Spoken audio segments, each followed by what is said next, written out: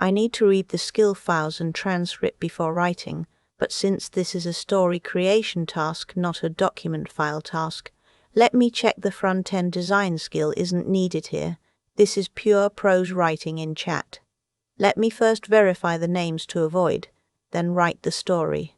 The band names from the file: Margaret, Derek, Vanessa, Noah, Evelyn, Gloria, Patricia, Raymond, Lillian, Brandon, Courtney, Darlene, Louise, Amber, Nadine, Irene, Calvin, Felicia, Dolores, Sylvia, Theo, Renee, Craig, Harriet, Simone, Wesley, Ruth, Joanne, Marcus, Trina, Barbara, Carol Ann, Kyle, Natalie, Eugene, Claudette, Adrian, Fletcher, Rosemary, Loretta, Celeste, Todd, Eli, Aldridge, Harold, Priscilla, Gwen, Vivian, Damon, Shayla, Donna, Jerome, Melissa, Constance. New names I'll use: Miriam, narrator 63, son Tate, daughter-in-law Sondra, Sondra's mother Phyllis, narrator's sister Odette, attorney Mr. Beaumont. I've been a licensed home care nurse for 38 years, and I can tell you that the hardest thing I ever did in that time was not hold a dying man's hand or deliver news that changed a family forever. The hardest thing I ever did was sit at my own kitchen table at 11 o'clock on a Tuesday night, look at a number in my phone that I'd been staring at for 20 minutes, and choose to do absolutely nothing. Not yet. You want to know how one quiet decision unraveled a plan my son's fiancée and her mother had been building for months before I ever saw it coming? Keep listening. My name is Miriam. I am 63 years old. I raised my son Tate by myself after my husband Leonard passed from a heart attack when Tate was 9. I did not have family money. I did not have a trust fund. I had my nursing license, a small house in Decatur, Georgia that I paid off in 2011, and a savings account I treated like it was sacred. Every year I put something in. Every year I told myself, this is for Tate. This is for when he needs it. I also built a small rental property business on the side. Nothing fancy, 3 duplexes in the Atlanta suburbs. I managed them myself on weekends. I fixed what I could fix, called contractors for what I couldn't. By the time Tate graduated from Georgia State, I had enough equity in those properties to make a real difference in someone's life. I say all this not to brag. I say it because you need to understand what I was willing to give, and who decided I wasn't worth sitting at the front of the room to receive a thank you for it. Tate met Sondra at a work event in 2023. She was sharp, well-dressed, came from a family in Buckhead, the kind of Buckhead where the houses have names and the driveways are longer than some streets I grew up on. Her mother Phyllis was the kind of woman who smiled with her whole face and meant about a third of it. I noticed that early. I told myself I was being unfair. When Tate proposed, I cried the good kind of tears. He called me before he told anyone else, and I thought, he's still mine in the ways that matter. We talked for an hour. He told me about getting down on one knee at Piedmont Park, how she laughed first and then cried. I went to sleep that night feeling full in a way I hadn't in a long time. The trouble started the way it always does, slowly, then all at once. Phyllis called me about 3 weeks after the engagement to discuss the wedding. I want to be clear, she called me. She opened the conversation by saying she and Sondra had already started thinking about venues and she wanted to loop me in. That word, loop. Like I was an afterthought being offered a courtesy notification. I listened.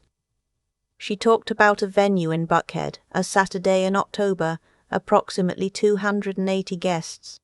When she finally paused, I said that sounded lovely and asked what she needed from me. She said, and I remember this exactly because I wrote it down after we hung up. She said, "Well, Miriam, we were hoping you might contribute toward the rehearsal dinner and perhaps a portion of the floral arrangements. The families usually split things." I said I'd be happy to contribute. I asked for numbers.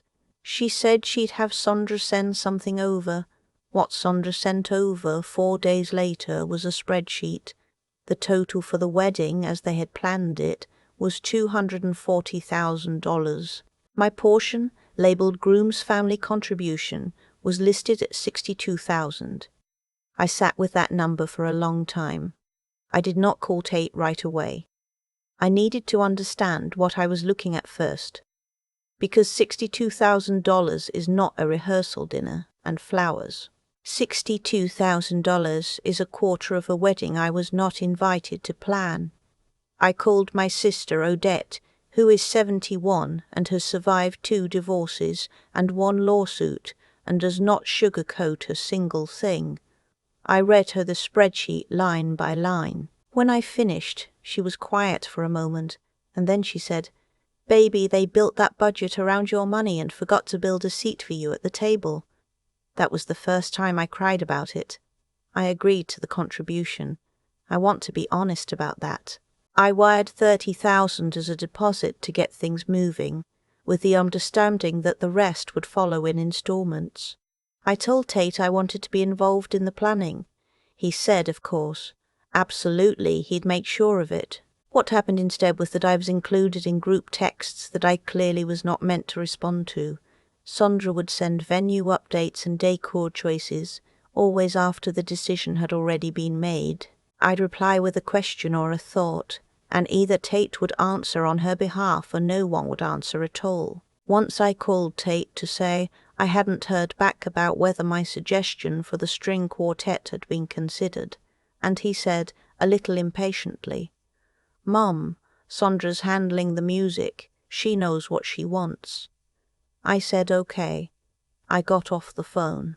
I stood in my kitchen and looked at the faded blue curtains I'd had since Leonard was alive, and I thought about how that man used to say that silence was sometimes the smartest thing a person could do with their mouth. I kept paying. Second installment, $15,000. The seating chart arrived in late August. Sondra emailed it to Tate's address and he forwarded it to me without comment. I opened it on my laptop at the dining room table, zoomed in to find my name, and found it, table 31. The last row of tables on the diagram. Right next to the service corridor, I counted the rows from the front, 14 tables ahead of me, 14 tables between me and my son on his wedding day. I set my laptop down very carefully. I went to the refrigerator, poured myself a glass of iced tea, drank the whole thing standing at the counter. Then I came back and looked at the chart again to make sure I hadn't misread it. I hadn't. I also noticed that Phyllis and her sister were at table 2. Sondra's college roommates who I'd never met were at table 4. Tate's best man, his childhood friend Deshawn, who I had fed in my kitchen more times than I could count, was at table 6. I was at table 31. I did not call Tate that night. I thought about it. I looked at the number on my phone, like I said, for a long time, and I made a decision. I was going to find out exactly how much he knew before I said a single word. I started paying closer attention to things I had been too generous to notice before. I reread the group texts with fresh eyes. I looked at the timeline of decisions I'd been looped in on after the fact. I pulled up the original spreadsheet and noticed that the line items Phyllis and Sondra's family were covering included the honeymoon suite, the rehearsal dinner venue, and the photographer. Things that would be visible and memorable. The things my money was covering included the catering overage, the tent rental, and miscellaneous vendor deposits. Invisible things. Infrastructure. The things you need but don't notice. I was funding the foundation of a wedding I was being hidden in. 3 weeks before the wedding, I had a conversation with Tate that I will carry with me for the rest of my life. I had asked him to come by the house, not for dinner, just to talk. He came on a Sunday afternoon. I made coffee. We sat at the kitchen table the way we used to when he was in high school, and something was wrong at school, and he needed to talk it through. I asked him if he'd seen the seating chart. He said yes. I asked him what he thought about where I was seated. He looked at his coffee cup. He said, "Mum, it's just seating. It doesn't mean anything." I said, "Tate, look at me." He looks up. I said, "It means something to me." He was quiet. Then he said Sandra had worked hard on the logistics, and there were a lot of family dynamics to manage, and he didn't want to make it into a bigger thing than it needed to be. He said Phyllis's side was larger, and they had more immediate family to place near the front. I said, "I understand that, but I am your mother, and I have contributed $55,000 to this wedding, and I am at table 31. The number landed. I watched his face. Something moved across it.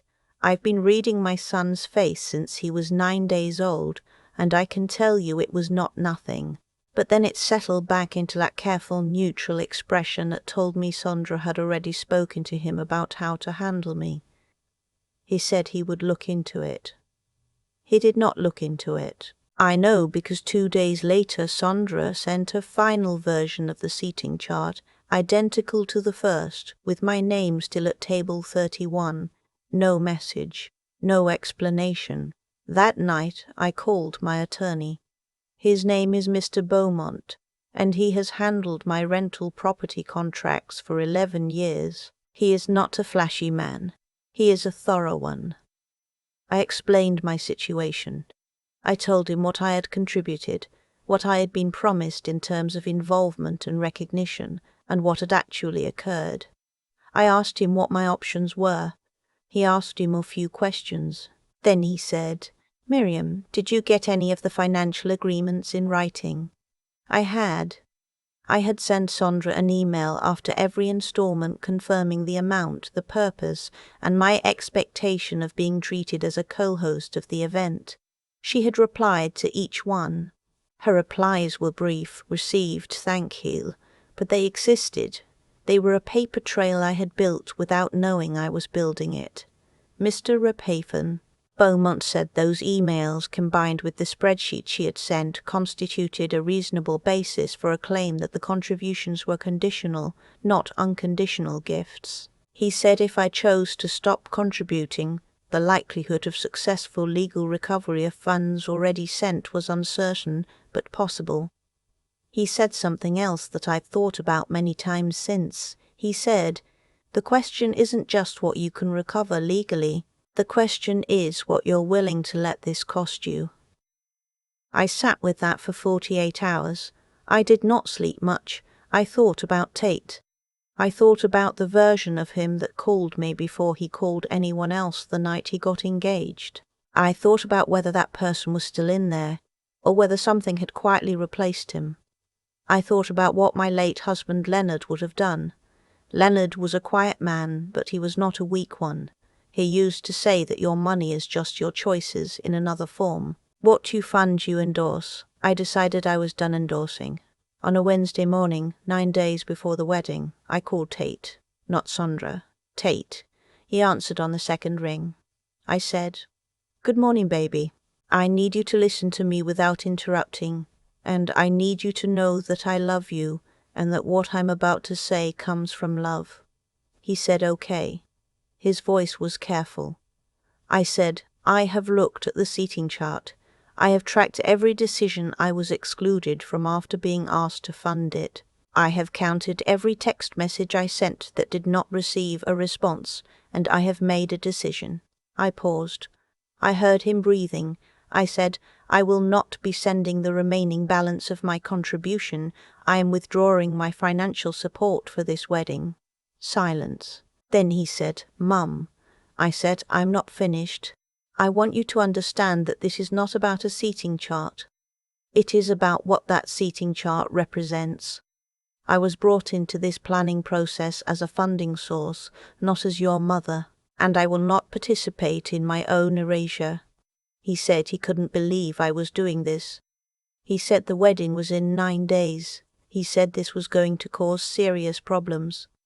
I said, "I know. I'm sorry for the timing. I am not sorry for the decision." He hung up. "I'm sorry for the decision." He hung up. I sat there for a moment. Then I got up, washed my coffee cup, and called Odette. She picked up on the first ring like she'd been waiting. I told her what I'd done. She said, "Good, now let him think." Within 2 hours, Sondra called me. I let it go to voicemail. Her message was composed at first. She said she understood there had been some miscommunication and she wanted to discuss it calmly. By the end of the message, the composure had slipped some and her voice was tight. She said the vendors had deadlines and my portion was already committed in their budget. That told me something important. They had been counting on money they hadn't fully received yet to cover commitments they had already made. They had built a $250,000 wedding on an assumption. I did not call her back. About 4 hours later, Phyllis called. I let that one go to voicemail too. Her message was shorter. She said she hoped we could resolve this as adults and that she was available to talk whenever I was ready. I thought about Phyllis. I thought about that smile of hers that was only about a third true. I thought about how she had called me to loop me in, and how her daughter had put me at table 31. I thought about how neither of them had ever once, in the months of planning I'd been nominally part of, asked me a single question about Leonard, about who he had been, about what it meant that his son was getting married and his mother was doing it alone. I didn't call her back either. Tate called again that evening. This time his voice was different. The carefully managed tone was gone. He sounded the way he used to sound when he was a teenager and had done something he knew was wrong and was trying to figure out how to admit it. He said, "Mom, I need to ask you something and I need you to be honest with me." I said I would always be honest with him. He said, "Did Sondra put you at table 31 on purpose?" I said, "I believe she did, and I believe you knew, or you suspected, and you chose not to say anything." Another silence, longer this time. He said, "I told her you wouldn't care about the seating, that you weren't like that." I said, "You told her that because it made things easier for you, not because it was true." He didn't say anything for a moment. Then he said very quietly, "I'm sorry, Mum."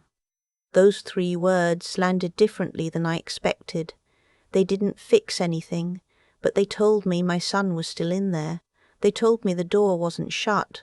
I said, "I know you are, and we'll talk more about it. But right now I need you to understand that I'm not going to fund something that treats me like I'm invisible. That's not about money, that's about dignity." He said he understood. He asked me if there was anything that would change my decision. I was quiet for a moment. Then I said, "Your fiancée and her mother owe me a real conversation, not a voicemail, not a text. A conversation where someone looks me in the eye and explains why the woman who has given $55,000 to this wedding was placed at the same table as the rental linens." He said he would talk to Sondra.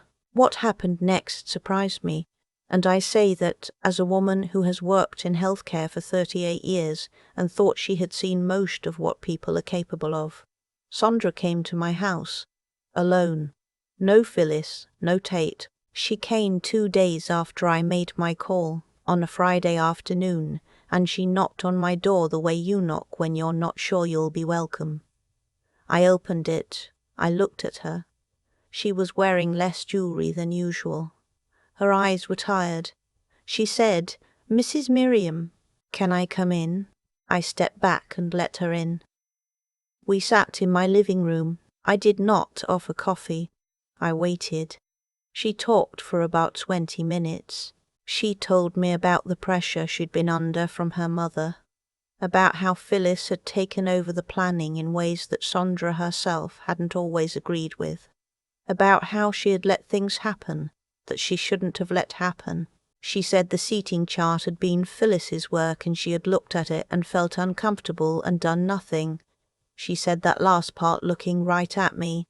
She said, "I felt uncomfortable and I didn't do anything. That was wrong." I asked her one question. I said, "Did you tell Tate?" She said no. I said, "That's what I thought." I told her I appreciated her coming. I told her that what she had described, letting her mother run over people and saying nothing, was a pattern that would not serve her or Tate well in a marriage. I told her I was not her enemy and I had never wanted to be, but I was not going to be managed or minimized.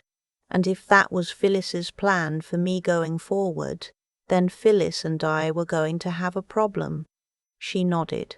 She looked young in that moment, which she is, 29 years old. I tried to remember being 29 and how much I didn't know yet. I said, "There's one more thing. I need the seating corrected. Not near the front. I'm not asking for a throne. I'm asking to sit where a mother of the groom sits, where my son can look up and see me on his wedding day." She said, "Yes, ma'am. I'll fix it today." She did. Tate sent me the updated chart that evening with a text that said just Table 4. "I love you, Mum." I sat down when I read it. I just sat there for a while. I reinstated my contribution the following Monday. Not all of it. I held back $5,000, not because I needed to prove a point, but because Mr. Beaumont advised me to retain something as a good faith gesture of my own boundaries, a number that said, "There are still conditions on my generosity and I will not pretend otherwise." Nobody pushed back on that. Interesting. The wedding was on the second Saturday in October, and Georgia was doing what Georgia does in fall, the air just cool enough to feel like a gift. I wore a deep burgundy dress that I had bought with my sister Odette and spent about 45 minutes more picking out than I usually spend on anything. Odette said, "You're not going to a wedding, you're going to a statement." I told her she was not wrong. I sat at table 4. I watched my son stand at that altar, and I thought about Leonard, about how he would have straightened Tate's tie 3 times and made everyone laugh doing it. I cried. I let myself cry. I did not try to be composed about it. After the ceremony, when Tate and his new wife came down the aisle and he reached my row, he stopped. He stepped out of the procession line just for a moment and hugged me. Really hugged me, not the quick side squeeze of a man on a schedule. He held on. He said into my shoulder, "Thank you for not giving up on me." I said, "Baby, that is never going to be an option." Phyllis and I did not speak much that evening. We were polite. Civil. The kind of civil that has a clear understanding underneath it. She knew I knew what she had planned. I knew she knew I had outmaneuvered it. We ate from the same buffet and stayed out of each other's orbit, and that was fine. That was honest. What I will tell you is this. In the months since the wedding, something has shifted with Tate. He calls more. Not every week, but more. Last month he came by without prompting, no occasion. Just drove down from their place in Smyrna to sit at my kitchen table and eat leftover pot roast and talk for 3 hours. He told me that he and Sondra had had some hard conversations after everything happened. He said he'd realized he'd been letting other people rewrite who his mother was to him, and he didn't want to do that anymore. I told him I forgave him. I want to be clear about that. I forgave him fully and without reservation, because he is my son, and because I could see he had genuinely reckoned with something in himself. But I also told him, forgiveness isn't the same as forgetting, and the lesson I needed him to learn, that his mother is not a bank. She is a person, and she comes with the full dignity that any person deserves. That lesson had to cost something for it to stick. He nodded. He said, "I know, Mom. I know." We sat there for a while after that, just the two of us, the pot roast getting cold and neither of us minding, the kitchen quiet, the way it only is when you said the true things, and there's nothing left that needs saying. That is the only kind of quiet I will accept in my life now. I spent too many years being the kind of quiet that costs you your seat at the table. I am 63 years old. I have worked every year of my adult life. I have built something real from nothing with my own 2 hands, and I have loved my son with everything I have. I will not be managed. I will not be minimized. and I will not be erased, not by anyone, not even quietly. There's something people don't tell you about being a self-sufficient woman. They celebrate it when you're building, when you're working double shifts and managing rental properties alone and raising a son without a partner beside you. They call you strong. They call you an inspiration. But the moment you use that same strength to draw a line, suddenly you're difficult. Suddenly you're the problem. I've thought a lot about cause and effect since everything with Tate and Sondra happened, not in a bitter way. More like the way you think about an equation that finally balanced after you stared at it long enough. What I did, contributing $55,000 to a wedding while being treated like an invoice, that was a choice, and choices compound. Every time I wired money without saying anything, every time I read a group text I wasn't meant to respond to and stayed quiet, every time I let Phyllis's smile pass without naming what was behind it, I was teaching everyone around me what I would accept. I was writing a set of rules that said, this woman's dignity is negotiable. Sondra and Phyllis didn't appear out of nowhere. They read the room I had furnished for them. That is not me blaming myself for what they did. What they did was wrong. Placing the woman who funded your wedding next to the service corridor is not a logistics decision. It is a statement, but I had spent months giving them the confidence to make it. What changed everything was deciding that my self-respect was not up for auction, not even for the people I loved. That is harder than it sounds, because when the person on the other side of the line is your own child, there is always a version of you that says, just let it go, keep the peace.